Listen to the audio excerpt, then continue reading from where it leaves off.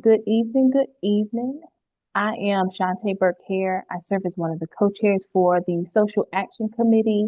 And on behalf of the Social Action Committee of the Concord Alumni chapter of Delta Sigma Theta Sorority Incorporated, we invite each and every one of you to our Building Bridges, a conversation with elected officials and community leaders.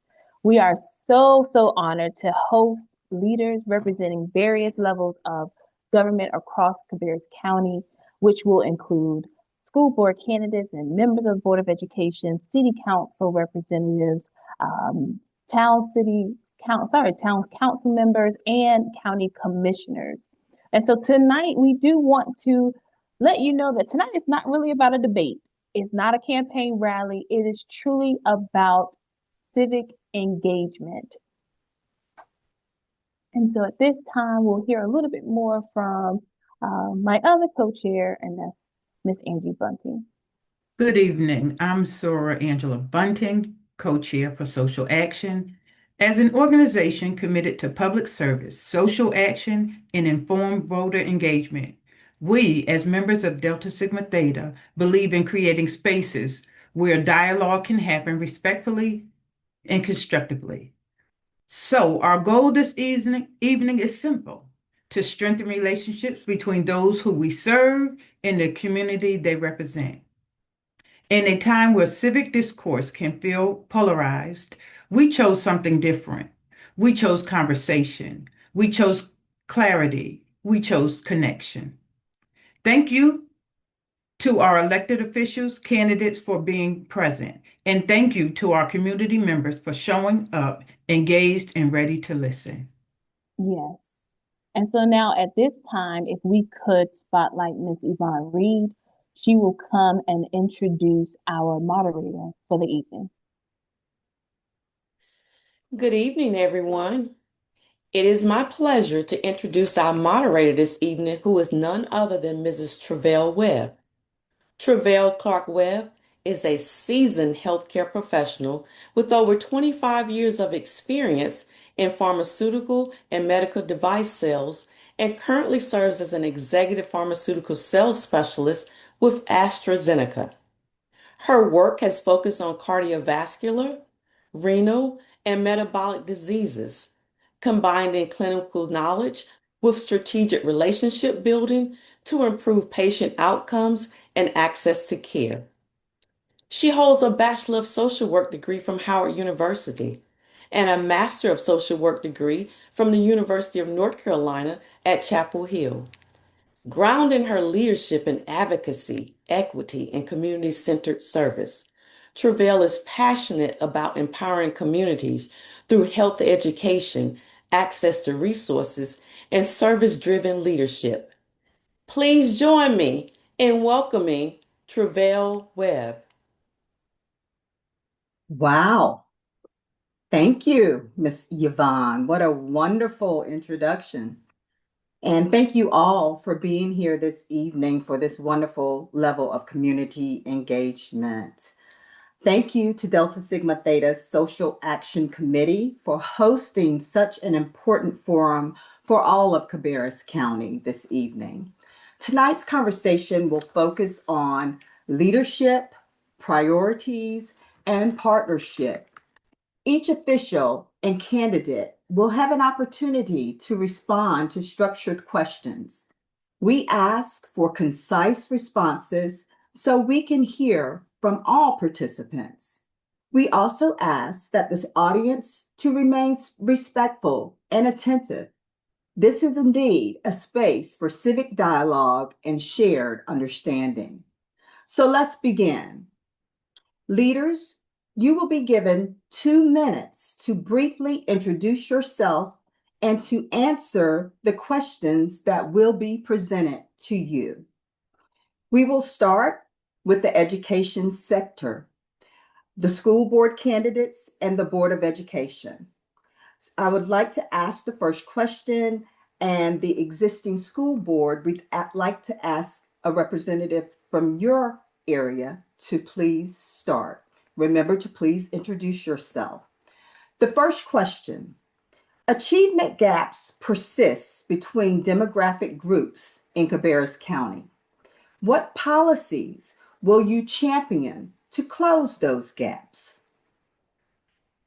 Which one of the existing school board members would like to start? I can speak. First of all, thank you so much for this opportunity. My name is Pamela Escobar.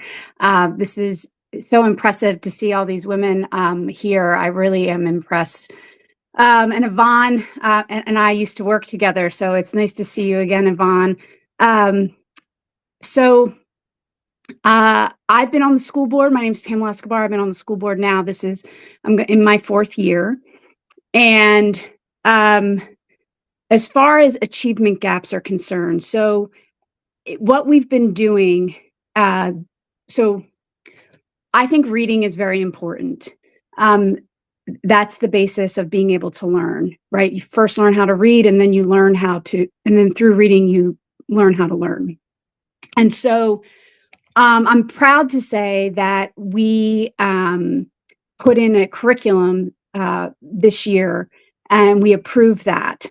And so for the first time consistently across the school district, our teachers have the tools they need to teach all children. And I'm on the curriculum and instruction committee. And what was great about that was that we got to review the materials before we made that selection.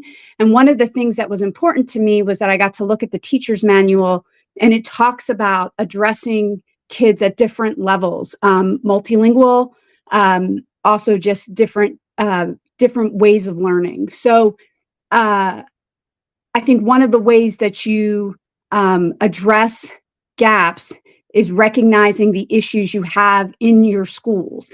And so I'm thankful that we recognize that this, teachers creating their own curriculums from scratch is very time consuming. And so if we can have quality books for children to read, and they have each other to help with this curriculum, I think that's one way that we are addressing those gaps. It's the first year, so we're going to see where it's at. Hopefully it's achieving that. If it hasn't, obviously we will continue to look at that and invest in that. Awesome. Thank you for your response. Tech team, could we please make sure that each leader is pinned so that our community could see each of the leadership before we move on to the next guest?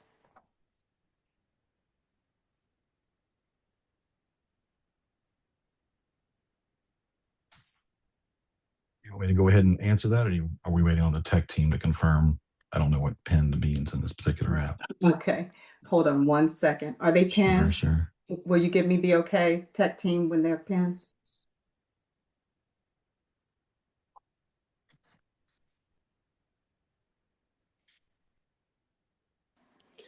I believe they're pinned now. I saw Greg when he spoke. Okay, here we go. They are pinned. Okay. Greg, please answer that question. Would you like for me to read it again, or you're good? I think I got it. Okay, so my name awesome. is Greg Mills. I'm a member of the school board. I'm actually the vice chair now. Been on the school board for just a little over a year now. Feel like I'm still very much in a learning mode. We talk about this specific issue of learning gaps. That's one of the things that really interested me a lot when I was running, is I would pile through the data on the state's dashboard for our test results and look at, you can break down all the different demographic groups and see where we have some glaring disparities that we need to deal with.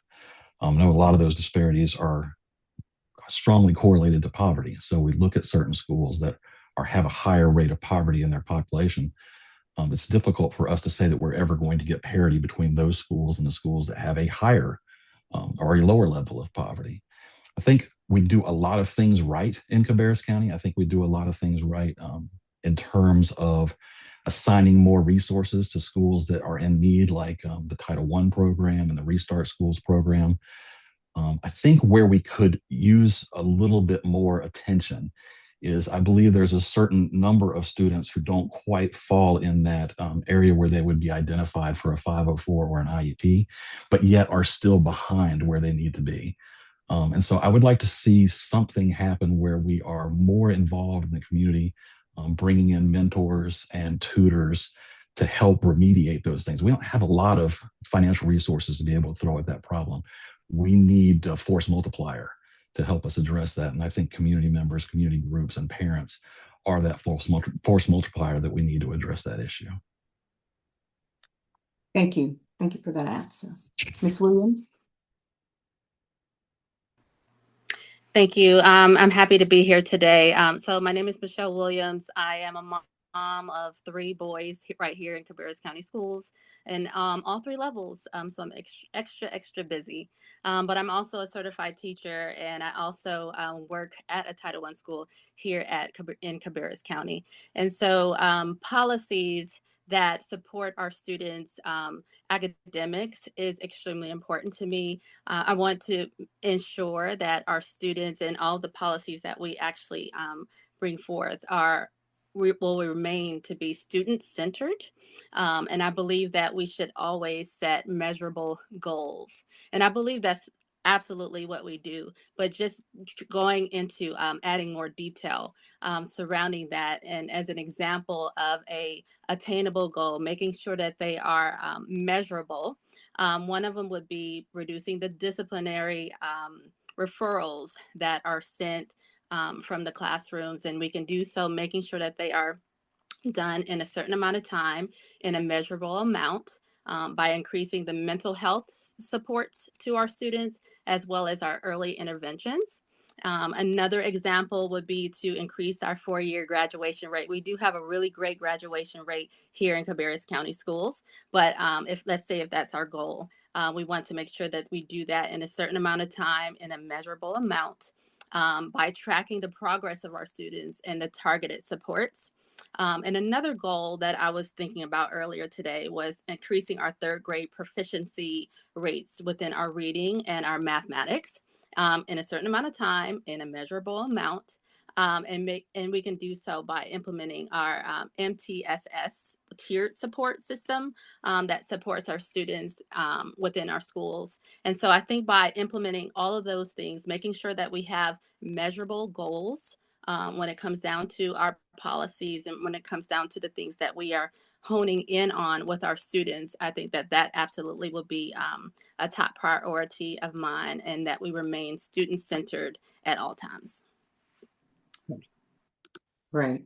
Sticking with the education parameter, for our educators, how do you balance parental involvement, student needs, and district policy? Who would like to start? I can take a swing at that because we just kind of covered that a little bit. We talk about these students that need a little bit of extra help, and we wonder where that help is going to come from. And we want a large number of caring adults. We don't have a lot of money to pay them, and we would like them to be demographically representative of that student body. And why we're not looking more strongly at parents, I don't understand. And so I think in policy, one of the things that we can do, or at least in practice, I'm not sure that the report cards that parents are getting are easily understood in terms of where their students are at, specifically in reading and literacy and numeracy. So the first step is to make sure that that parents have a clear understanding of what skills that their student may be falling behind in.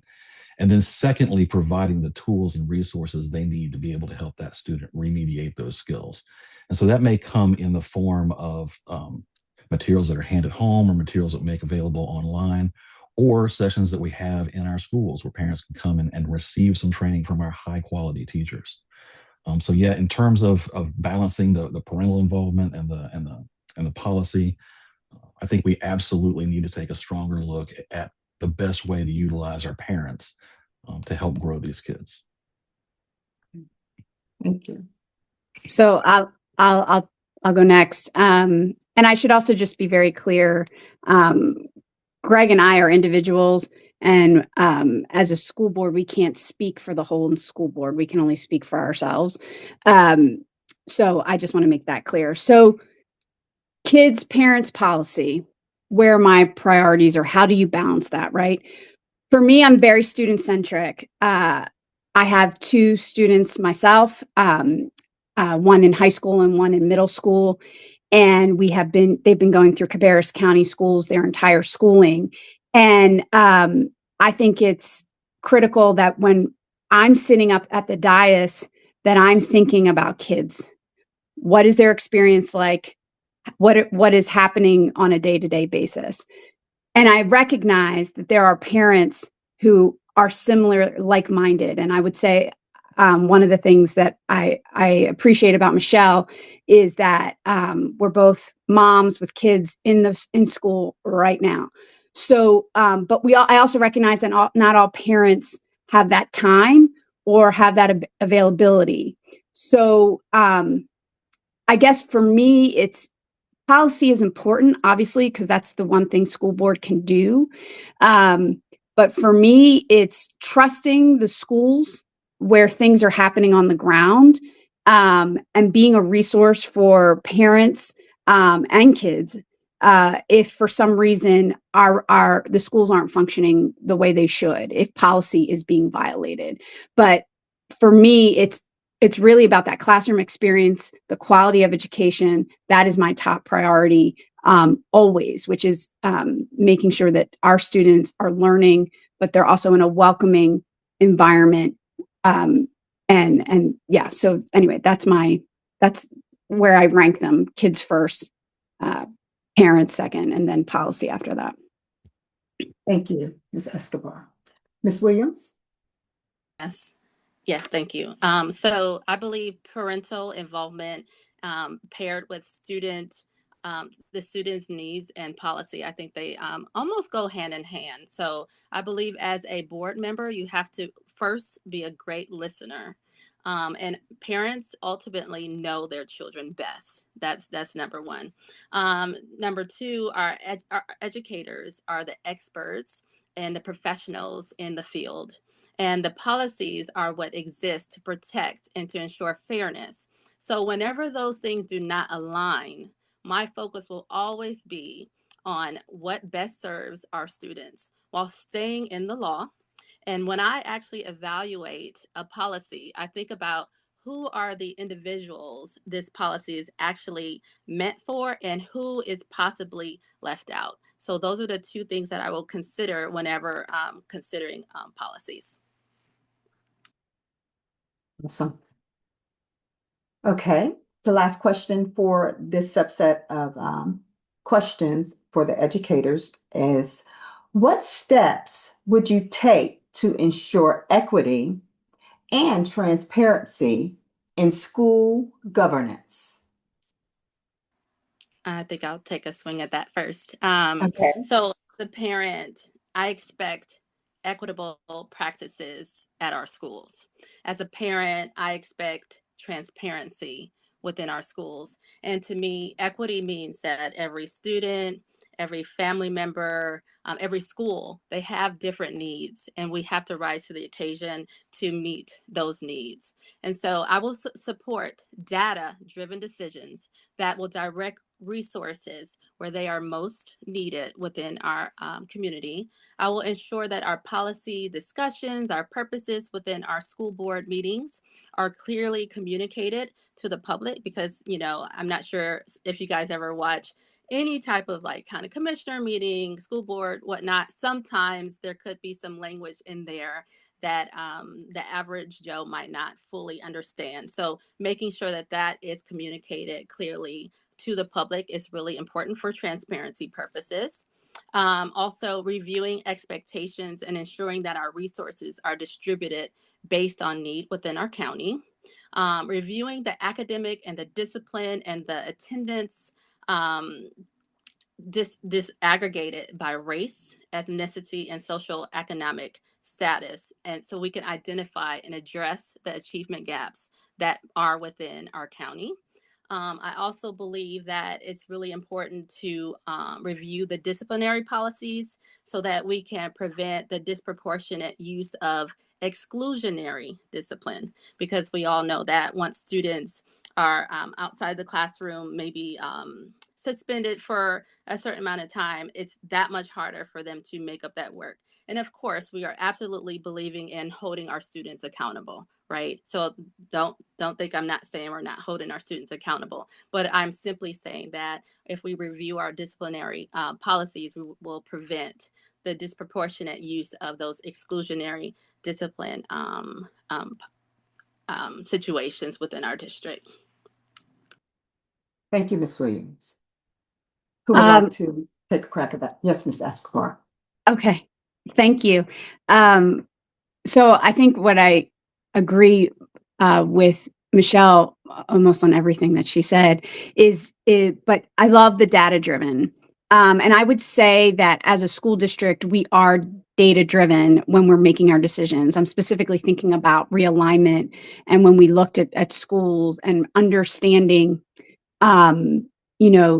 economics, understanding second language speaking in the home or multilingual families, really understanding, median income, all of that.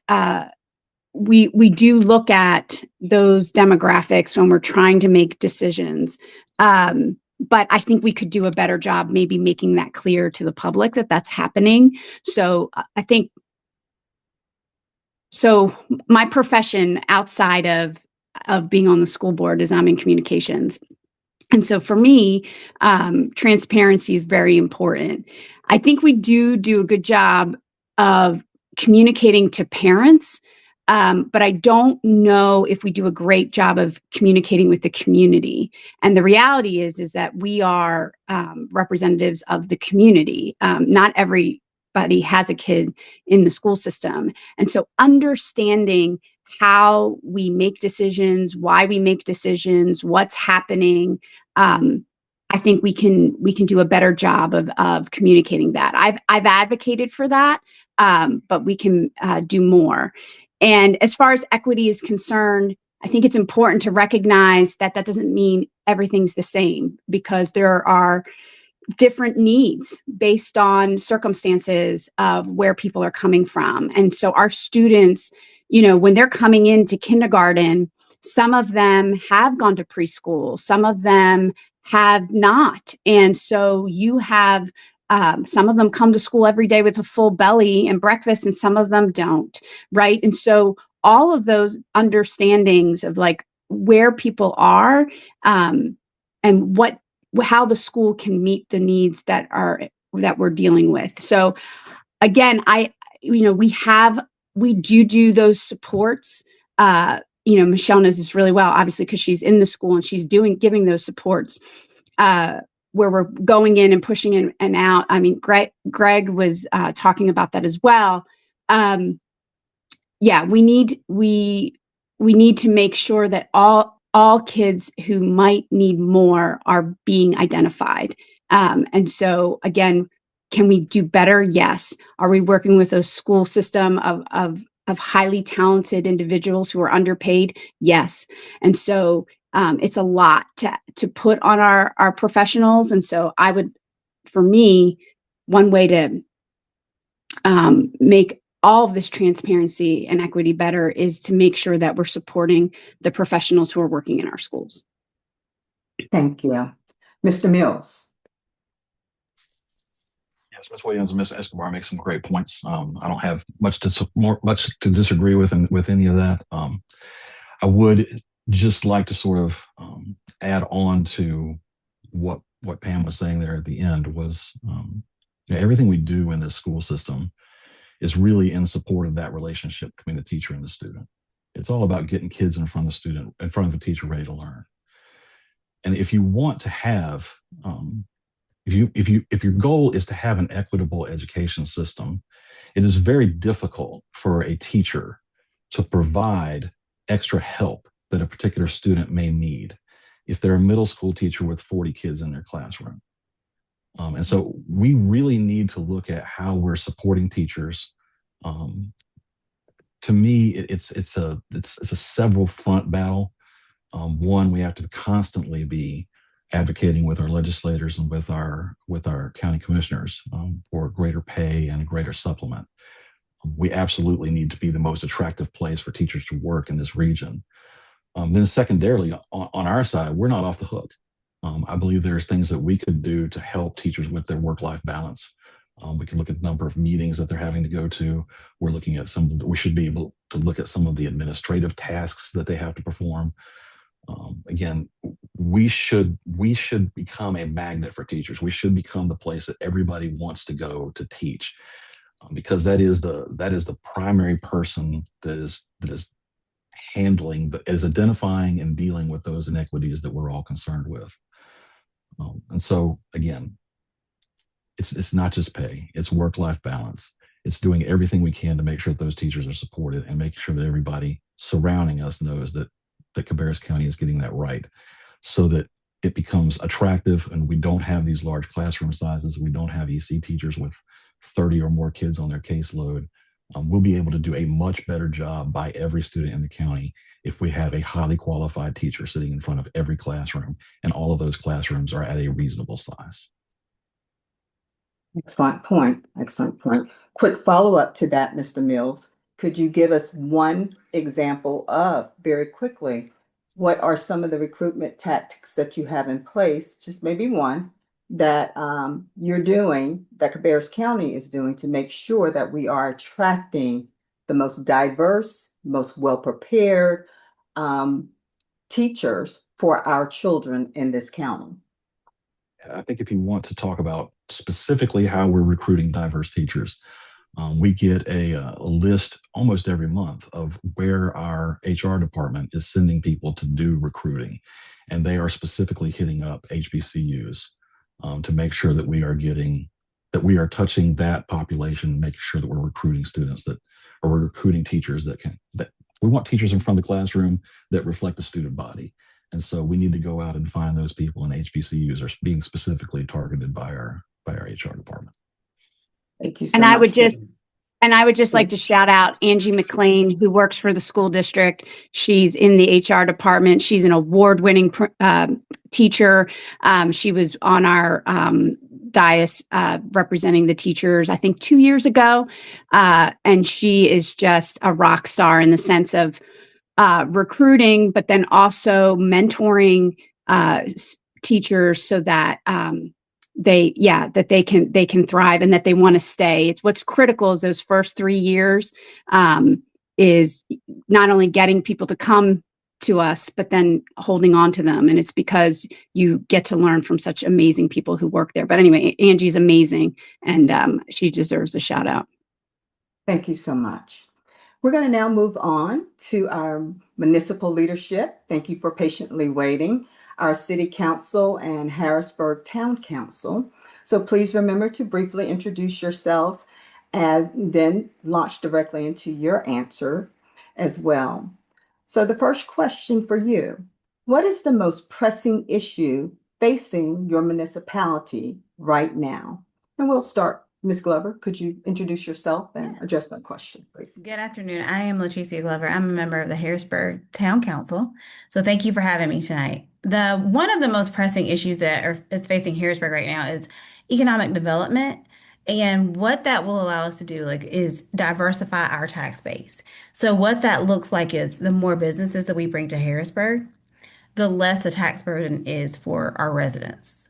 So if you remember, in 2023, we had our tax rebate. It was actually January 2024 when we got all of our new home values. And if there couldn't have been a worse time to do that because everybody's home was expensive, but especially in Harrisburg, we had some of the most expensive homes in Cabarrus County.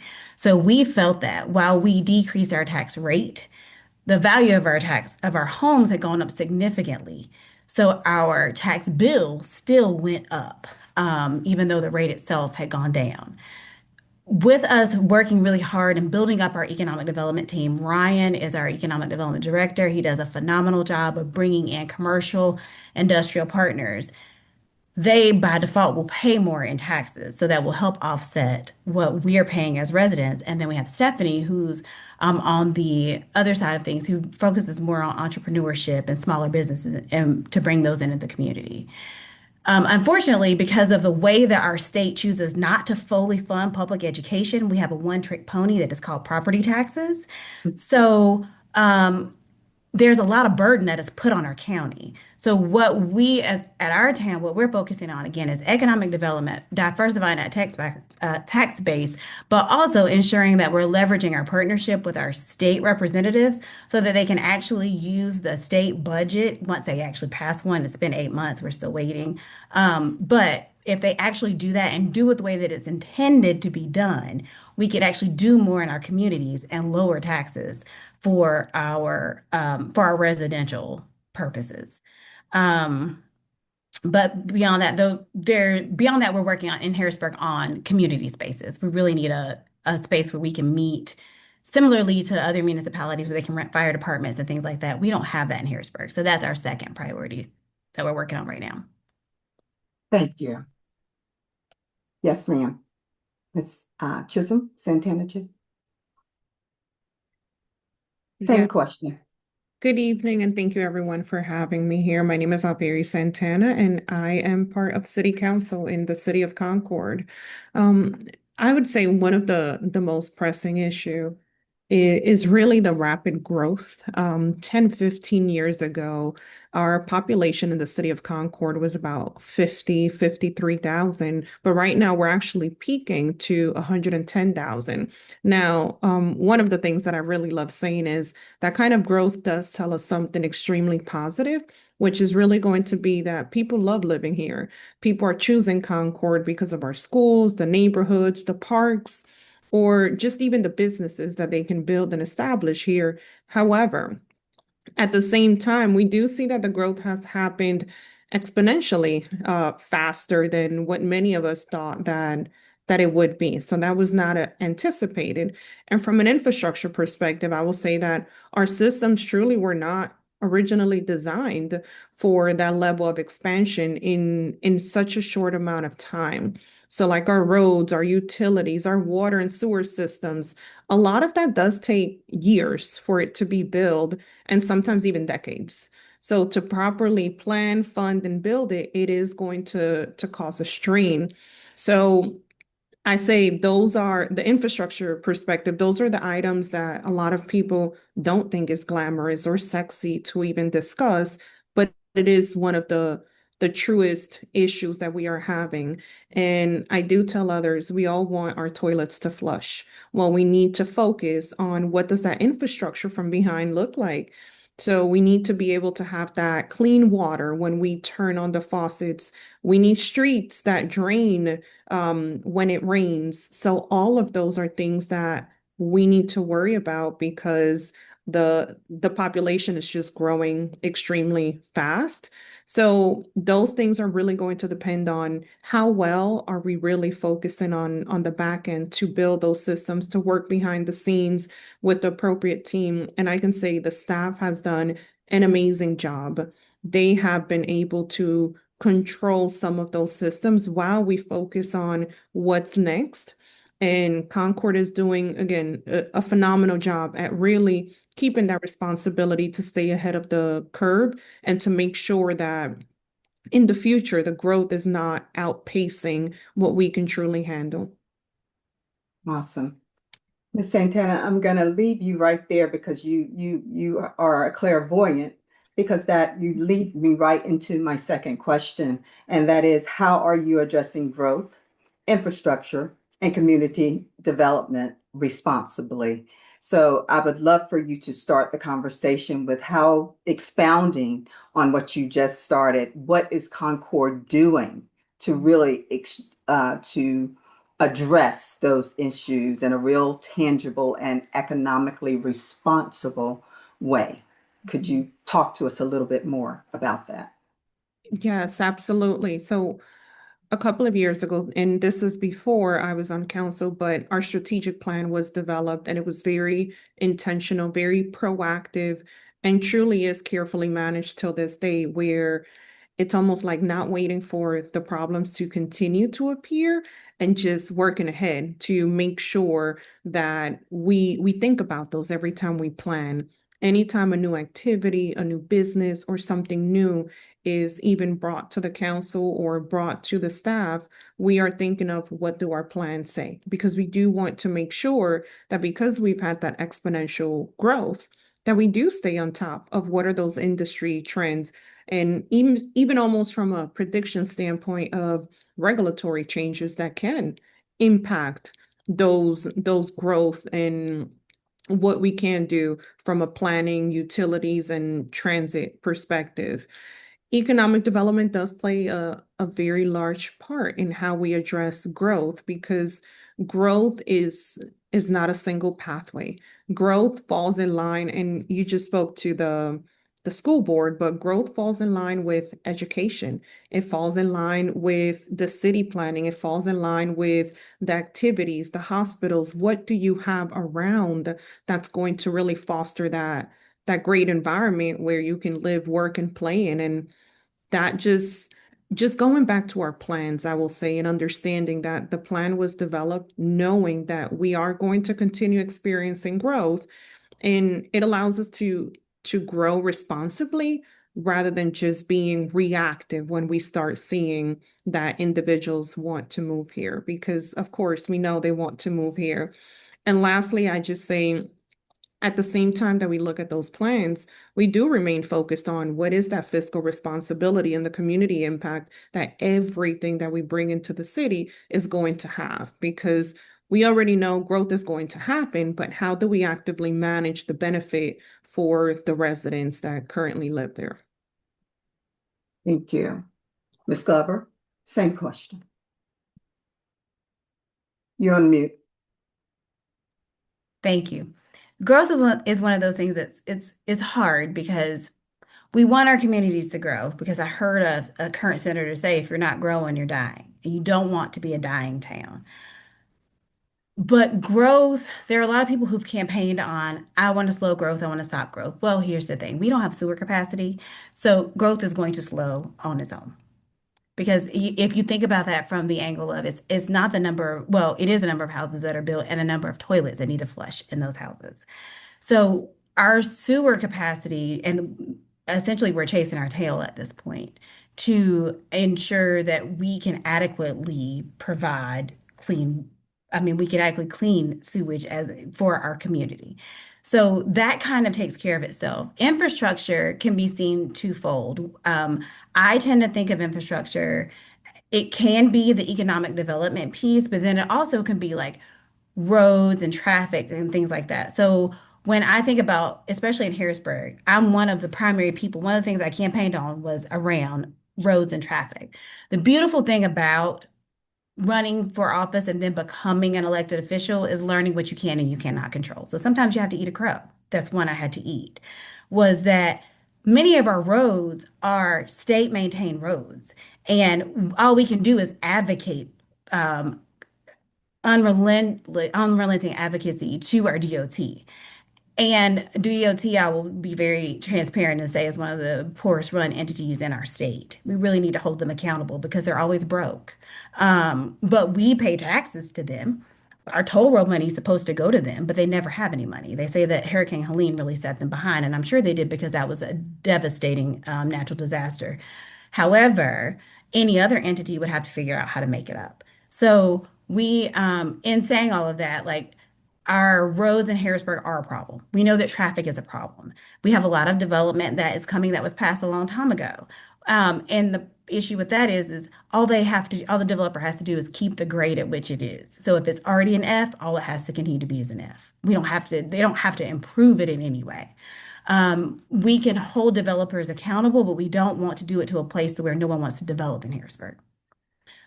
Because we are a desirable community, but we want it to be a community where, again, developers want to come. So we can't make it too difficult for them.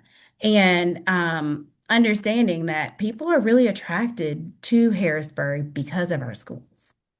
And again, that takes me back to the initial question was, well, how long will that last? We don't know, because we have this one-trick pony called property taxes, and we don't hold the state. The state does not allocate funding for schooling like they should. So I think that if we just keep that in mind of what growth looks like, what pieces of growth that we can actually control, and understanding that in Harrisburg, for the commercial piece of it, we're using the existing features that are there, buildings that are there, so that we're not putting any additional stress onto our water sewer system. Okay. Well, Councilwomen Glover and Santana, how can residents more effectively engage with your offices? So I would say I'm always available for a phone call, a text message. Please reach out to me. I pride myself on being very approachable. Please, if you have questions, let me know. Please always come to our council meetings. You do not have to live in Harrisburg, work in Harrisburg to come to a Harrisburg Town Council meeting. They're available online on YouTube. That's where our meetings are shown. Our minutes are available on our website. My contact information is there. I work in our public school system. I'm not hard to find. If you have questions, I'm happy to answer them. If I don't know the answer, I will tell you that I don't know, but we can figure out together. I can point you in the right direction of who can give you the answer to your question. But again, I would say I would encourage any and everybody just please attend your local council meetings so that you know what is going on. Because there are decisions that are being made, and most time we hear from people after we've made a vote, and it's usually when they're upset about something. So I beg you to please be engaged beforehand so that you are aware of what's coming down the pipe, what the options are. Because if I'm here to represent the people and the only people that I'm hearing from are the ones that are in support of something or in the reverse, polar opposite of it, my job is to represent the people. But if I don't hear from you until the vote has been made, then that puts me in a very uncomfortable situation. So I just beg of you, please reach out, please be engaged. My phone number, my email, all of that is on our town website. Thank you. Ms. Santana. Yes, I mean, Ms. Glover said most of it, but I say I can't speak for the council, but for me, please write to me. Please call me. Please just come to one of the meetings and the community forums, ask questions, but also share ideas. I say public comments shouldn't just be reserved for when you have a problem. Please just come and share. What are your thoughts? What are you looking forward to seeing in your neighborhood? And even if you don't have anything new to say, if it's just an event, like we still want to hear from you because I do believe that everyone's perspective matters. There's always, I will say, the same five voices in the room. Now, I respect and I want to hear from those same five voices, but our communities are bigger than that. They have so many different individuals, the youth, the seniors, the working families. I mean, longtime residents, newcomers. I want to hear from everyone. And just like Ms. Glover, my information is on the council website as well. But you can always just reach out to me, and I'm always available for a conversation, a chat. As long as you are wanting to be part of this, I would love to welcome all those fresh voices and fresh faces. Thank you. Now, our candidate for county commissioner. Please introduce yourself and answer the following questions. What are your priorities for Cabarrus County over the next 2 to 3 years? You're on mute. Ms. Nurse. You're on mute. Yes. Hello, valued Delta Sigma Theta Sorority Incorporated. Your mini me. Thank you for allowing me to be a part of this discussion. I am Ingrid Nurse, and I stand before you wanting to be your next Cabarrus County Commissioner. It's in my family DNA to serve. We have over 200 years of military experience. They were serving the country. I said my purpose should be serving the community. And this is in regards to my interest in, of course, what's happening locally. What's happening locally with our property taxes, what's happening locally with our, if you would, poverty rate going up, affordably funded housing. We have over 250 people right now that's unhoused. We had one lady who's actually sleeping at the government building right now due to issues with rent. ensuring accessible health care for all, promoting economic development, and growing public safety concerns between residents and those with protecting them. Because I was at the Christmas tree lighting whenever shots were fired. Very scary situation. Never thought that would happen in Cabarrus County. Um, I am passionate again about serving. I volunteered by knocking at doors at the young age of 16, registering voters then with Miss Betty Edelman, your sorority sister, Andre's mom, in Upper Bound, and handing out campaign materials for people like Mayor Gantz and, of course, Jimmy Carter back in the day.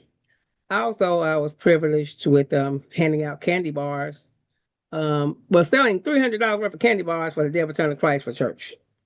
So I am passionate again about serving my community. I'm running for Cabarrus County Commissioner because I believe in the power of community and addressing the issues that matter most. I want to be your voice. It's time for us to show up and understand what's going on with the budget. I am Ingrid Nurse, for the people, by the people, because I am the people. Okay. And did I need to answer? You said about what were you saying? Your priorities for Cabarrus County over the next 2 to 3 years, and I think you kind of addressed that in your Okay. summation. So my second question to you is, if elected to be a county commissioner, how would you address the economic growth while preserving community needs? Okay, so right now the economic growth sometimes seems fair and unfair to some of our residents. When I say that, I have friends that's been trying to get on with some of the larger industries. But right now, should I say they are, what did he say? Have my notes here. It's hard with stagnant wages. This makes it hard for us to afford affordably funded housing, which there's lack of here. Plenty are educated. Plenty of people that I spoke with in the 250 homeless people atmosphere. Economic development is not working for some. Should I say, I applied for Eli Lilly. I'm using him as an example who told me this. I applied for Eli Lilly, but I still get a call from McDonald's as the better fit. But I have the education. I invested in education. What's the holdup or what's the problem? So when it comes to, I guess, man, that person was an African American. I'm not sure. Did he need to go to the North Carolina Works and have them help him establish a resume, the application to make sure he was doing things right to actually fill out that job? But our economic development, when it comes to growth, I'm glad we're getting great companies here. But are they going to help the local residents instead of us, or I'll say us, being stagnant with wages and working 2 or 3 jobs, but still not making ends meet? And finally, in what ways can community organizations partner with the county for maximum impact, Ms. Nurse? Well, I think outreach in every division that we have here. So let's say the homeless population, they have outreach. Right now, I was in the laundromat the other day when it was 10-degree weather, or becoming 10-degree weather. 10 people came in automatically right after me after I put a load in. I was trying to figure out what was going on. So we need to help our homeless back into society. We need if a senior need repairs on their home, that's the hardest thing for some of them to actually achieve right now. Youth mentorship and work pipelines, helping the youth. That's why did we have that shooting on that night? Where are we lacking to get our youth involved with productive things in Cabarrus County instead of harmful things that make you want to shoot a friend or a foe? We used to have the turn the other cheek policy back in the day. We heard about that all the time. Nobody's turning cheek; they're actually bringing a gun. Then we need the volunteer engagement with programs that we don't understand. So get on some of these boards that they have ready and available to learn about your atmosphere in Cabarrus County. I'm on Central United. I'm on the board, county board for commissions. I'm on several boards, but I wanted to be involved. I wanted to learn what was going on in our community. A lot of people do not, and then they'll complain. And then we have to actually get voters out to the polls. When we ask somebody going forward, we're right now in the primary. You see the low count of Democrats versus the Republicans versus the independents. What's really going on? How are we having a disconnect? So I feel like we need to come together and see what we need to do to make others understand there is a need and you are important also. Each one reach one. Thank you. Thank you, Mhm. Ms. Mills. Mhm. And in our final round, I just want for each of the officials here to just take 1 minute and answer this question. What does building bridges mean to you in your role as leader in Cabarrus County? And we'll start with Ms. Santana.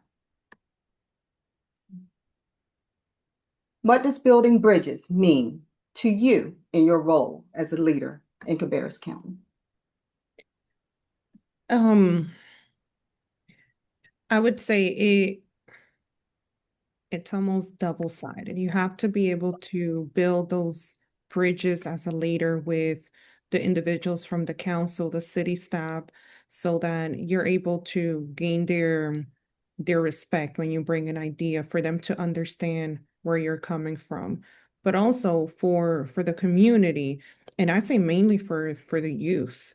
I am the youngest elected official ever in the city of Concord. So to me, that really means being the example that others have never had, being the example that others needed in order for them to feel like them too can make a difference in their community. And it's really just choosing cooperation over conflict. We see a lot of the polarized views these days, but being able to focus on those solutions over the sound bites and just that long-term progress over the short-term politics, which does die out, that's really what I consider building that bridge, and just building the space where people can have honest conversations, and even the tough conversations, and we will see where that difference can actually become a strength rather than the obstacles that we are so used to seeing.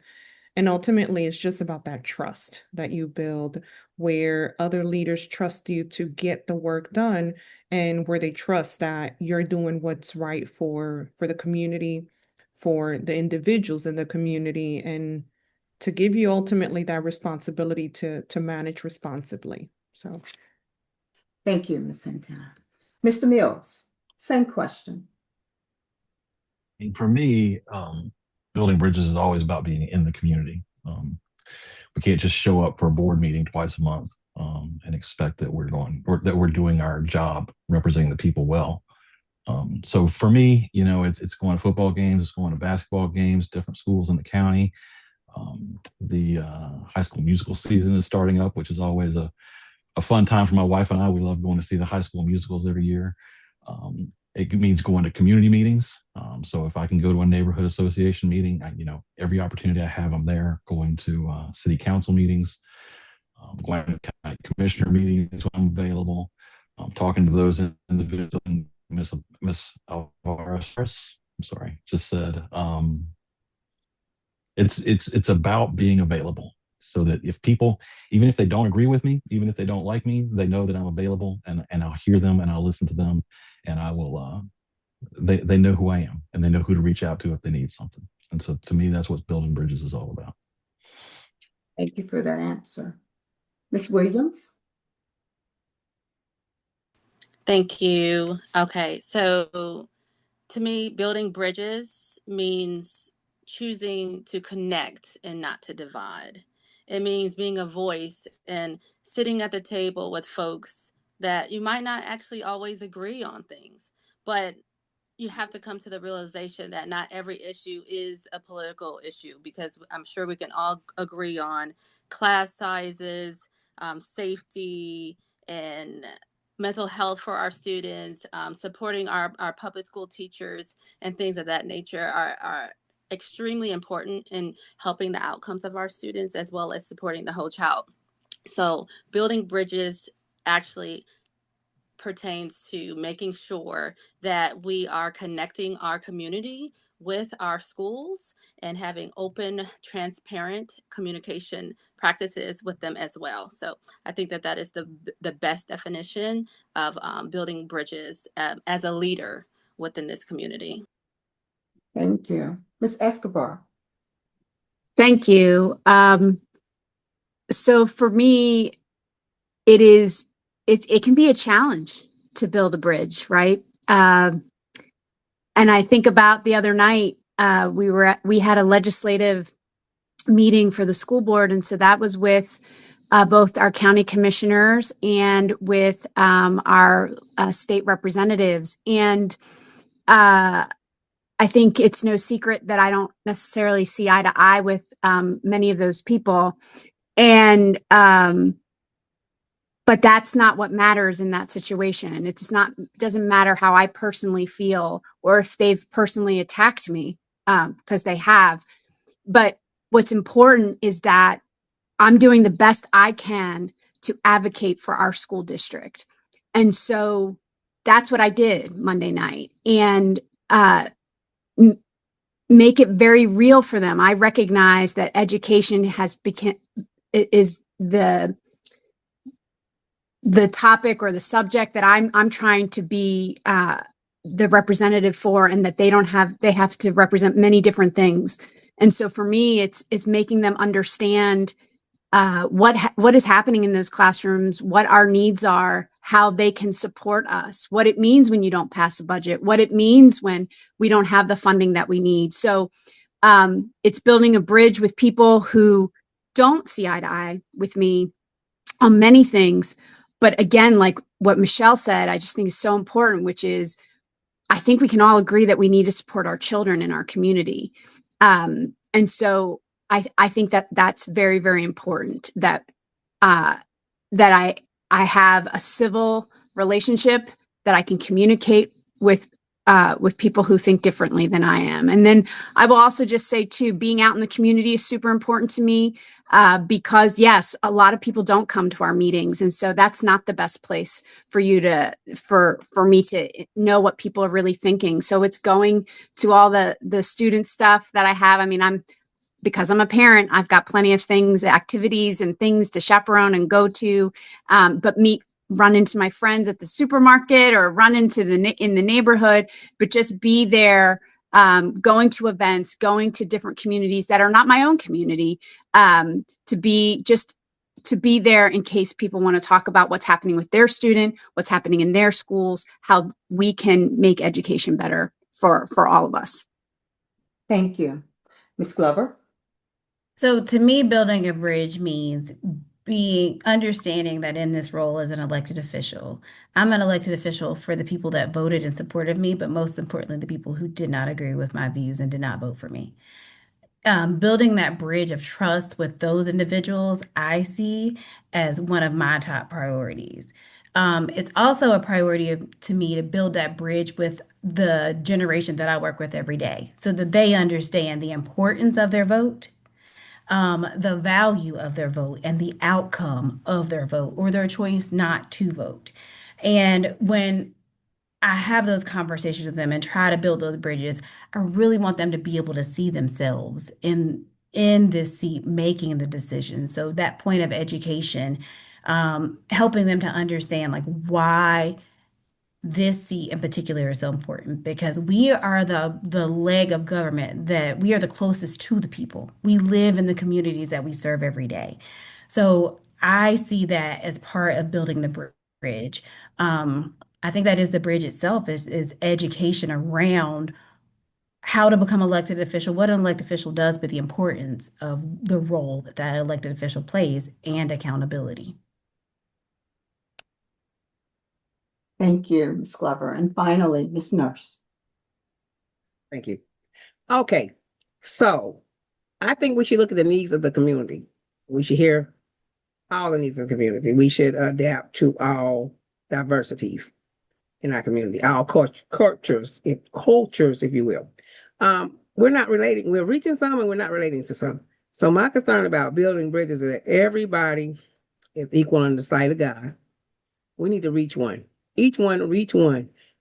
I should not have a problem discussing the importance of voting right now, and people still turning a cold shoulder. Y'all lie, y'all lie, y'all lie. They're not feeling comfortable with what's going on. I still don't understand what's going on. My taxes are going up. Things on the order. People are hurting. We should always take a balanced approach to people who we talk to. Building a bridge also means that I personally would love to see transparency, accountability, as we remain honest and hold integrity. Together, we can build a brighter, more equitable future as we value community. In order to keep, I always say, Cabarrus County healthy, we need a nurse. Mentally, we need to make sure our mental capacity our mental health is in check. Running for office, you have to have balance, and you have to have a lot of prayer. And I'm always in somebody's church, amen, during these times, 2 and 3 services, so that I can keep myself in check as a person. So building communities, reach people where they are, talk to them, let them know there is resources out there, or there are resources out there for each one of us as needed.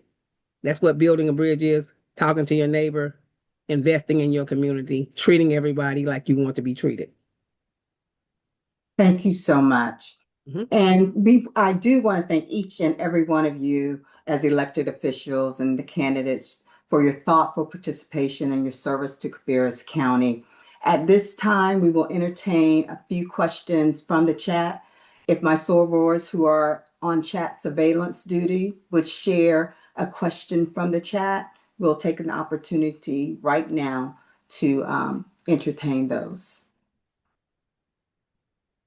Soror Webb, unfortunately, we do not have any questions. Oh, okay. Okay. Well, with that being said, it is now my pleasure to invite the president of the Concord Alumni Chapter, Mrs. Bridget Herring-Williams, to offer closing remarks. Thank you so very much, Soror Webb, for moderating this evening. Because I did hear someone come off mute. And so if you don't mind, and I can just kind of take this privilege, do we have anyone from our audience that does have a question for any of our elected officials or our candidates? Even if you didn't put it in the chat, I just want to make sure that we don't miss that opportunity. Okay. I think that might have been me. Okay. Because I I just need wanted to to make correct sure. something. Well, I wanted go to ahead. correct something. I think when I said earlier about contacting me, I suggested text messaging. So one thing I'm very clear on is transparency. I don't do well with text messages. So don't text me because there's a 99.9% chance that I'm not going to respond. So call me or email me, but you're taking a risk with the text message. So I just want to be very clear about that. Well, thank you very much, Ms. Lover, for clarifying that. Thank you. And again, thank you, Soror Webb.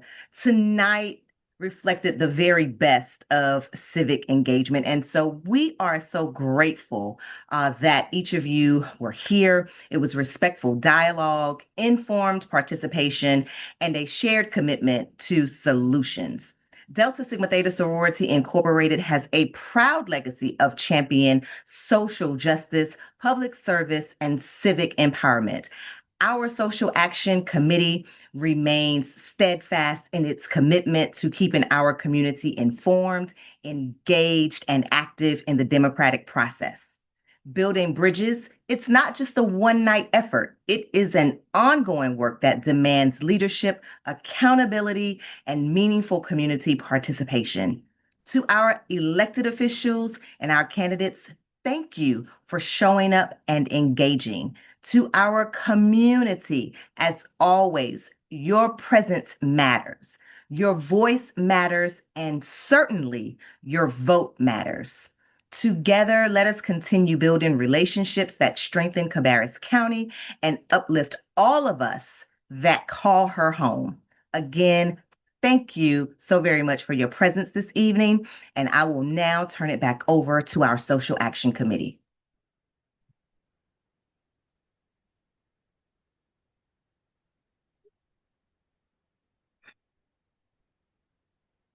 Sora Shantae, Sora Angela.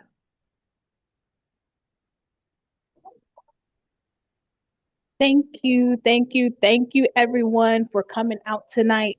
I know we ran over time just a little bit, but I am just so grateful for everyone showing up and building bridges with us.